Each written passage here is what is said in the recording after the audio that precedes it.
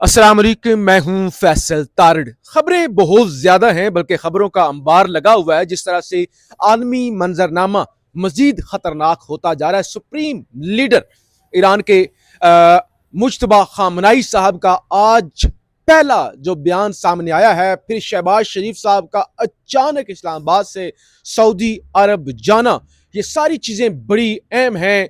क्या हो रहा है, चाइना की किस तरह से एंट्री हो रही है, जाहिर है ये सारी चीजें बड़ी अहम है जो इस वीलॉग के अंदर आपके सामने रखनी है। लेकिन लेकिन आज आपको इस्लामाबाद हाई कोर्ट से रिपोर्ट किया, और जिस तरह से जज अरबाब ताहिर साहब और एक माहौल लगा हुआ था, और डोगर साहब ने भी गुज़श्ता दिन जो है वो एतजाज एहसन साहब को यकीन दहानी करवाई हुई थी कि ईद से पहले आपको अकोमोडेट किया जाएगा, आपके हक में फैसला आ सकता है। और फिर पूरी समात जिस तरह से कंडक्ट हुई, और उसके बाद उससे कुछ भी नहीं निकला, कुछ भी नहीं निकला कि कहा गया वही कमेटी, वही रंधावा साहब, वही मोहसिन नकवी साहब, वही मुज़ाकरात, वही सारे एक लॉलीपॉप टाइप। तो बात हमने सबसे पहले, ज़िशान नूर सहाफ़ी मेरे साथ हैं, हमने सबसे पहले इस चीज़ पर बात करनी है कि भाई अब वज़ीर आला सुहेल अफरीदी साहब जिन्होंने आज फिर आज़ादी या मौत वाले कंटेनर का विजिट किया है, उनके पास ऑप्शन क्या बचा हुआ है। यानी देखें, इस बार तो नहीं शिकवा हो सकता ज़िशान नूर साहब एस्टैब्लिशमेंट की तरफ से या हुकूमत की तरफ से कि देखो ये इंतहा पसंद है, ये बातचीत नहीं करना चाहते, ये दो कदम पीछे नहीं हटते। दो कदम क्या, 100 कदम इस बार जो पीटीआई है वो खान की सेहत वाले मामले पर पीछे हटी है कि चले हमारी जिद आड़े ना आए, या हमें ये इनको कोई बहाना ना मिले कि देखें धरने दे रहे हैं, मुजामत कर रहे हैं, खान की सेहत पर सियासत ना की जाए। तो पीटीआई को भाई कुछ नहीं मिला। अब सुहेल अफरीदी को क्या करना चाहिए, क्या करेंगे, उनके गिर्द घेरा तंग हो रहा है। 9 मई में नामजद हो गए, इलेक्शन कमीशन से किसी वक्त भी फारिग उनको किया जा सकता है। साथ ही साथ कामरान टेसोरी साहब वो भी आज फारिग हो गए, नून लीग के नए निहाल हाशमी साहब गवर्नर भी आ गए, और टेसोरी साहब जाते हुए कह रहे थे लोग रो रहे हैं मेरे गम में। यानी कोई टिकटॉकर टाइप, ये आप इस पर अच्छी रोशनी डालेंगे, ये गवर्नर थे कि टिकटॉक वाले आगे आ जाएं, यूट्यूब वाले आगे, इन्होंने तमाशा बनाया हुआ था जी गवर्नर हाउस कराची को, और ड्रामेबाज नौसरबाज किस्म के ये थे। बहरहाल अच्छा हुआ है एक नौजवान, नौजवान को क्या उनको कहते हैं, वर्कर क्लास के निहाल हाशमी साहब, बेशक उनका ताल्लुक नून लीग से है, लेकिन कम से कम वर्कर को इज्जत मिलनी चाहिए, वो आए हैं।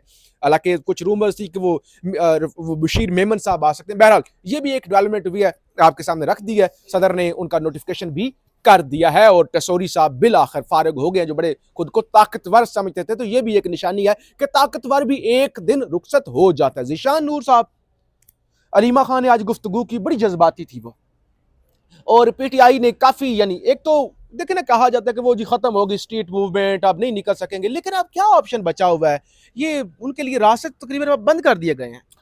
फैसल साहब, thank you very very much. आज इस्लामाबाद हाई कोर्ट से जिस तरीके से पीटीआई को भी और वैसे भी ओवरऑल लोगों को जिस तरीके से मायूसी हुई है, वो एक कहावत है ना पंजाबी की कि सवारी लब्बे ना लब्बे, स्पीड 190। पाकिस्तान की अदालतों का ये हाल है कि एक बंदा अपना बुनियादी हक मांग रहा है कि यार मुझे मेरे जाती मुआलजीन तक रसाई दे दें, फैमिली की मुलाकात करवा दे और इलाज करवा दे।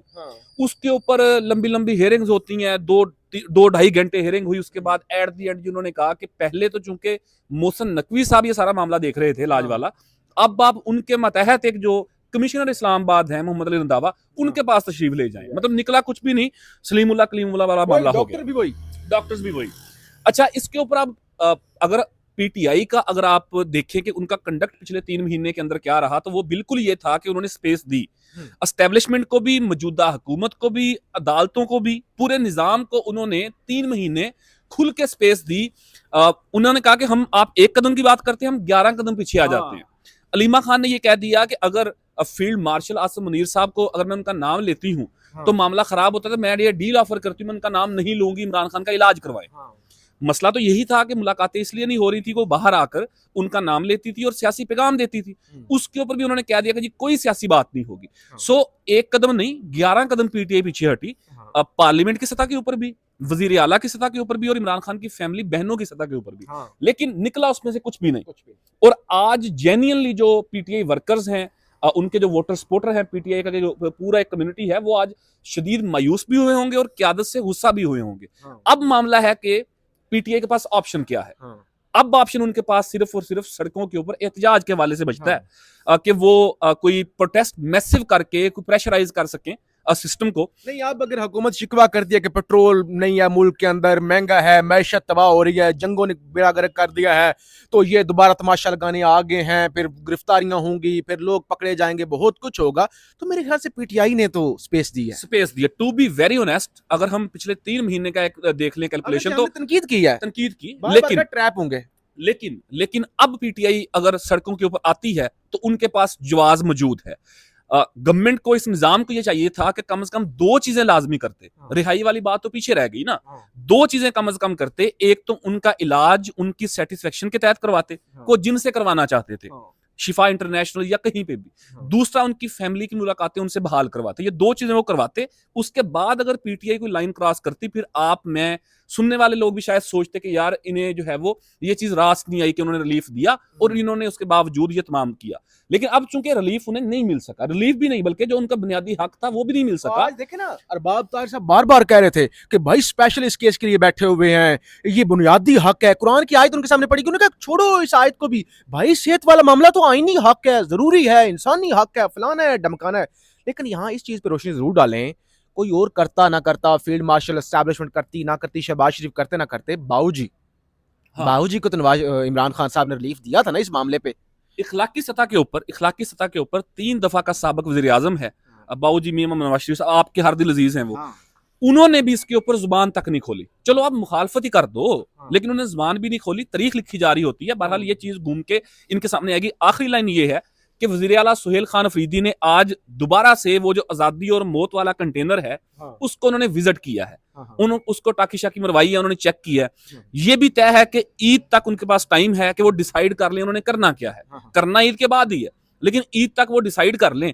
ईद के फौरन बाद से फैसल साहब, वजीर आला सुहेल अफरीदी हों, दोनों अपोजिशन लीडरान हों, पीटीआई के पार्लियामेंटेरियंस हों, इनके पास और ना वक्त है ना इनके पास और कोई चारा है कि ये या तो इमरान खान के लिए रिलीफ लें या फिर कोई बड़ा फैसला करें मैसेज प्रोटेस्ट के हवाले से। और अगर इन्होंने डिले किया कि हम देख रहे हैं, मोमेंटम बना रहे हैं, पोस्ट बन रही है, भाई वो वक्त गुजर गया, आगे गर्मी बहुत ज्यादा शुरू हो जानी है, फिर वो मामला हो नहीं सकना। और दूसरी तरफ ये स्टेट के लिए या हुकूमत के लिए भी सोचने का मुकाम है। जो आज शहबाज शरीफ सऊदी अरब गए हैं, हंगामी तौर पर क्यों गए हैं?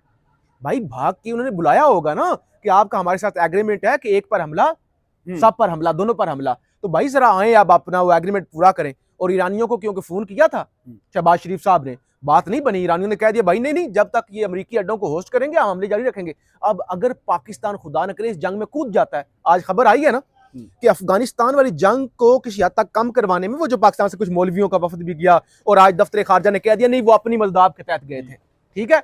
तो उसके अंदर खबर आई है वो चाइना ने इंटरफेरेंस की है। शी जिनपिंग ईरानी जो चाइनीज सदर है, उन्होंने इंटरफेरेंस किया कि भाई ये आपस में मत लड़े।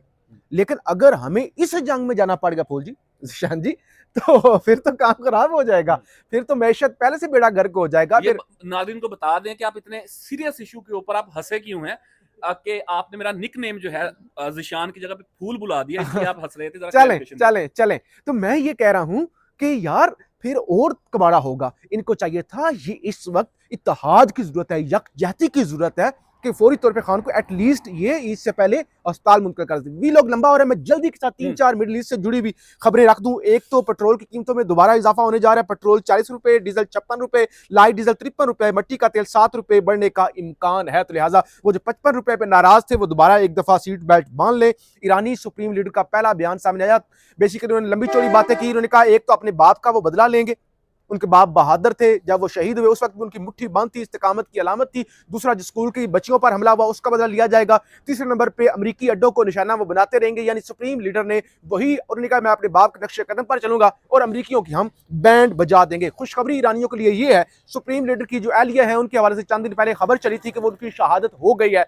तो अब आयतुल्लाह अली खामनाई साहब की जो एहलिया है उनके हवाले से खबर आई है कि वो जिंदा है और उनकी शहादत जो है वो नहीं हुई। तो एक तो ये चीज हो गई, चीन ने इंटरफेरेंस की। और फिर शहबाज शरीफ साहब जो है वो सऊदी अरब गए हुए हैं, जाहिर है वो आपको बता दिया, वो एक बड़ी चीजें हो सकती हैं और चीजें बड़ी खतरनाक हो सकती हैं। रेड सी के अंदर जो है वो ईरान की जानब से अमेरिका के एक बड़े जहाज को भी निशाना बनाया गया है।